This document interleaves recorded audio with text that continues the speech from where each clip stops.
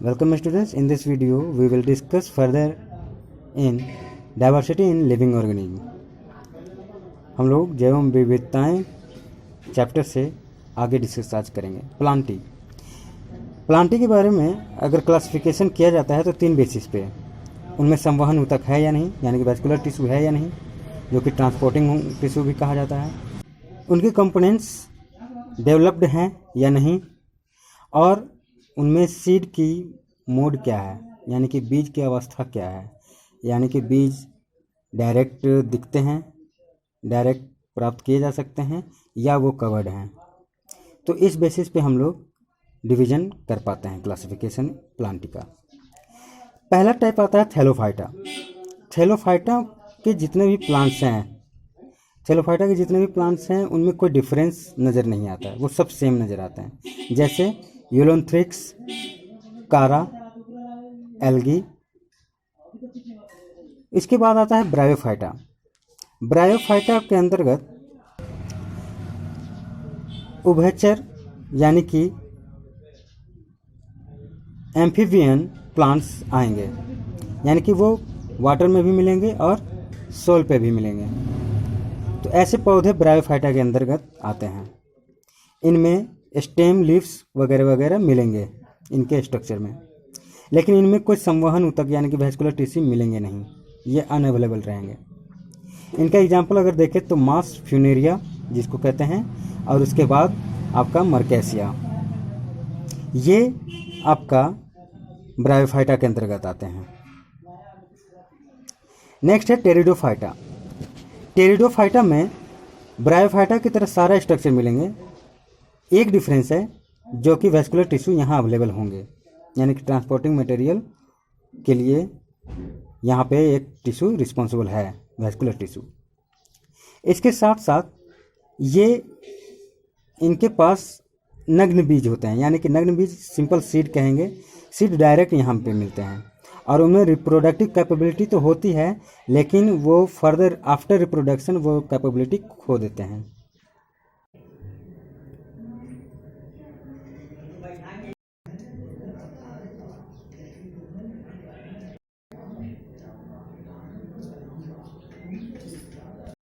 Thallophyta, bryophyta और pteridophyta में नग्न बीज जो मिलते हैं, नग्न भ्रूण यानी कि सीड, उनको हम लोग स्पोर कहते हैं, यानी कि बीजाणु। वही स्पोर रिप्रोडक्टिव कैपेबिलिटी के होते हैं, जो कि इनडायरेक्टली होते हैं। इन तीनों ग्रुप में, यानी कि थैलोफाइटा, ब्रायोफाइटा और टेरिडोफाइटा में, इनमें इनडायरेक्ट रिप्रोडक्टिव पार्ट्स होते हैं, जिसके कारण इन्हें क्रिप्टोगैम भी कहा जाता है। ये फर्दर रिप्रोडक्शन के लिए रिस्पॉन्सिबल नहीं हो पाते हैं एक बार होने के बाद। इसके साथ इसके अपोजिट अगर हम लोग देखें तो जिसमें डायरेक्ट रिप्रोडक्टिव पार्ट्स मिलते हैं और होते भी हैं, वो मल्टी टाइम अपना रिप्रोडक्शन कर सकते हैं, तो वैसे को हम लोग कहते हैं, वैसे पौधे को हम लोग कहते हैं फेंड्रोगैम। फेंड्रोगैम में ही ये कैपेसिटी होती है कि एक रिप्रोडक्शन के बाद दूसरे रिप्रोडक्शन के लिए काबिल हो पाते हैं। इनमें रिप्रोडक्टिव टिश्यू यानी कि ये सब पार्ट्स फुली डेवलप्ड होते हैं। टेरिडोफाइटा को फर्दर हम लोग 2 डिवीजन करते हैं, जिम्नोस्पर्म और एंजियोस्पर्म।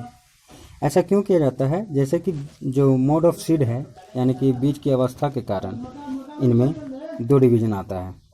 एक जिम्नोस्पर्म में एक्चुअली वो वुडी स्ट्रक्चर होते हैं, और इनमें लाइफ ये बहुत लॉन्ग लाइफ के होते हैं। दूसरा ये एवरग्रीन होते हैं, सदाबहार हमेशा रहेंगे, जैसे पाइनस और साइकस। पाइनस, साइकस ये जिम्नोस्पर्म के उदाहरण हैं। नेक्स्ट टेरिडोफाइटा का जो क्लास है यानी कि टाइप, वो एंजियोस्पर्म। एंजियोस्पर्म का मतलब होता है, एंजियो मतलब कवर्ड, यानी कि जिनके बीज कवर्ड होते हैं, इनडायरेक्ट होते हैं, उनको कहेंगे एंजियोस्पर्म। अगर इनका बीज जो फलों के अंदर होता है और फल फूल से निकलते हैं, तो वैसे पौधे को जिनमें फूल से फल, फल से सीड ऐसे बनते हैं, तो वैसे पौधे को हम लोग कहते हैं फ्लावरिंग प्लांट कहते हैं।